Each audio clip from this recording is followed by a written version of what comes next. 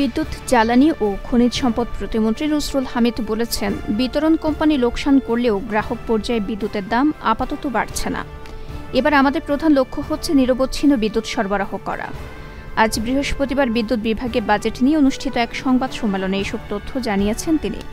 Budget পরবর্তী প্রতিক্রিয়া জানানোর জন্য বিদ্যুৎ বিভাগ এই সংবাদ সম্মেলনের আয়োজন করে।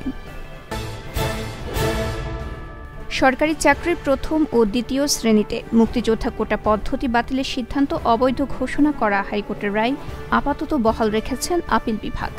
একই সঙ্গে পূর্ণাঙ্গ রায় প্রকাশ হলে রাষ্ট্রপক্ষকে লিভ টু আপিল করতে বলেছেন আদালত। পাশাপাশি মামলার শুনানি মুলতবি রাখা হয়েছে। বৃহস্পতিবার প্রধান বিচারপতি ওবায়দুল হাসানের নেতৃত্বে ৬ বিচারপতির আপিল বেঞ্চ এ আদেশ দেন।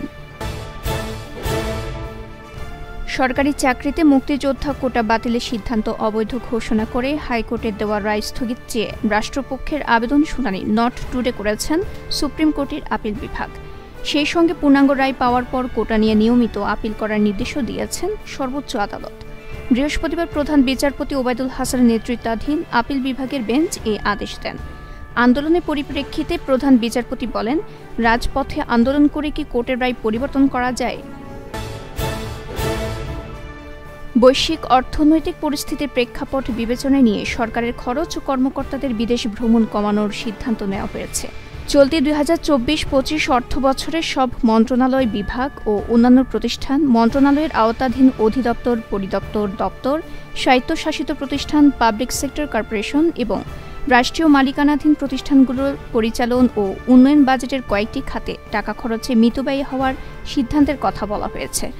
বৃহস্পতিবার অর্থ মন্ত্রণালয়ের উপসচিব মোহাম্মদ হেলাল উদ্দিন সই করা পরিপত্র সূত্রে এসব তথ্য জানানো হয়।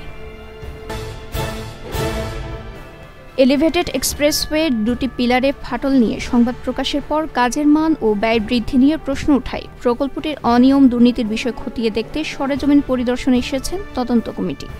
বৃহস্পতিবার দুপুরে নগরী লালখান বাজার সহ বিভিন্ন এলাকা পরিদর্শন করেন চট্টগ্রাম ১১ আসনের সংসদ সদস্য এম এ লতিফের নেতৃত্বে ৩ সদস্যের এ টিম। ২০২৪ কোপার কোয়ার্টার ফাইনালে মুখোমুখি হচ্ছে আর্জেন্টিনা ও ইকুয়েডর।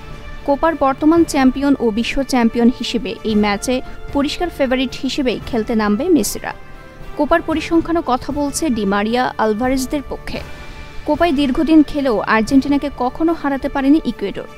এখন পর্যন্ত ইকুয়েডরের বিপক্ষে ১৬ বার মুখোমুখি হয়েছে আর্জেন্টিনা। জয় পেয়েছে ১১টি ম্যাচে, অন্যদিকে ড্র হয়েছে ৫টি ম্যাচ।